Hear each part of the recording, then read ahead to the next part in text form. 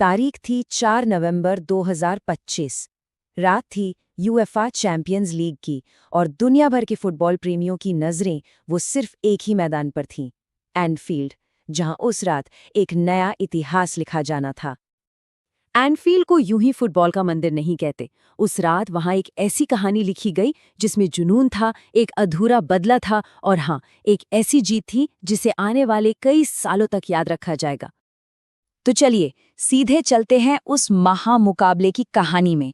एक ऐसा मुकाबला जो सिर्फ एक मैच नहीं बल्कि इज्जत की लड़ाई थी। आमने सामने थे फुटबॉल के दो सबसे बड़े नाम, लिवरपूल और रियल मैड्रिड। और लिवरपूल के लिए ये सिर्फ एक और मैच नहीं था, नहीं, ये पिछले सीजन की दिल तोड़ने वाली हार का बदला लेने का एक सुनहरा मौका था। दोनों टीमों का प्लान बिल्कुल अलग था।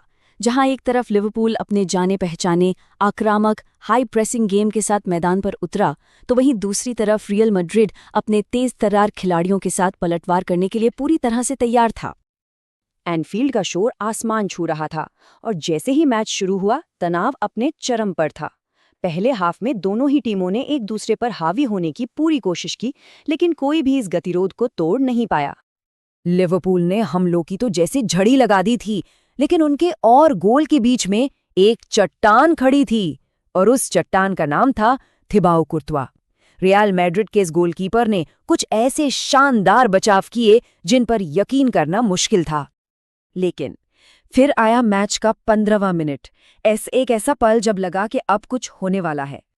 मोहम्मद सलाह ने बिजली की तेजी से एक शॉट लगाया, लेकिन किस्मत देखिए, गेंद क्रॉसबार से टकराकर वापस आ गई। उस एक पल के लिए पूरे एनफील्ड की सांसें जैसे थमसी गई थीं।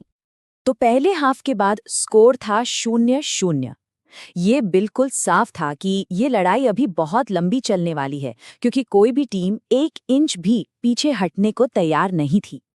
दूसरे हाफ में भी मुकाबला एकदम कांटे का चल रहा था। हर किसी को बस उस एक पल का इंतजार था जो इस मैच की कहानी को हमेशा हमेशा के लिए बदल दे। और फिर वो पल आ ही गया। घड़ी पर समय था 61वां मिनट, और यही वो पल था जब किस्मत ने अपना खेल दिखाया। लिवरपूल को एक फ्री किक मिली। सोबोस्लाई ने हवा में एक शानदार गेंद डाली और भीड़ को चीरते हुए अलेक्सिस मैकलिस्टर ने एक ऐसा जबरदस्त हेडर लगाया जो सीधा गोल के अंदर जा पहुंचा। गोल और एनफील्ड का शोर, अरे वो 7वें आसमान पर था। ये सिर्फ एक गोल नहीं था, ये जुनून और भावनाओं का एक सैलाब था जो फूट पड़ा था। स्कोर था लिवरपूल 1, रियल मैड्रिड 0। खिलाड़ी खुशी से झूम उठे, मैनेजर यर्गन क्लॉप का जोश देखने लायक था और पूरा स्टेडियम बस जश्न में डूबा हुआ था। अब आगे तो था, लेकिन अभी भी खेल में आधा घंटा बाकी था। असली परीक्षा तो अब शुरू होनी थी, इस बढ़त को आखिरी सीटी तक बनाए रखने की। इस गोल ने जैसे सोए हुए रियल मैड्रिड को जगा दिया। उन्होंने एक के बाद एक इतने खतरनाक हमले किए कि लगा जैसे अब गोल होकर ही रहेगा। लेकिन लिवरपूल की रक्षा पंक्ति, जिसकी अगुवाई वैन डाइक और कनाते कर रहे थे, वो किसी चट्टान की तरह खड़ी रही। उन्होंने मैड्रिड के हर एक हमले को नाकाम कर दिया और अपनी बढ़त को बनाए रखा। और फिर रेफरी ने आखिरी सीटी बजाई। लिवरपूल जीत चुका था। एनफील्ड में एक बार फिर इतिहास रचा जा चुका था। ये सिर्फ 3 पॉइंट्स की जीत नहीं थी, नहीं, ये उससे कहीं ज्यादा थी।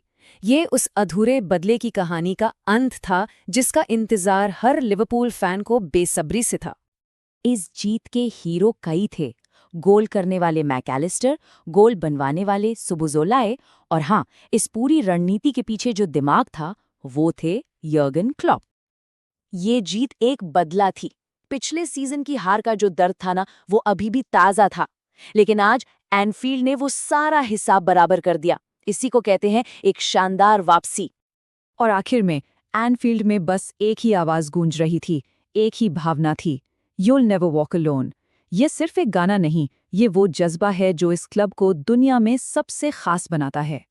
तो सवाल यही उठता है कि क्या एनफील्ड का जादू वाकई कभी खत्म हो सकता है? खैर, उस रात को देखकर तो ऐसा बिल्कुल भी नहीं लगता।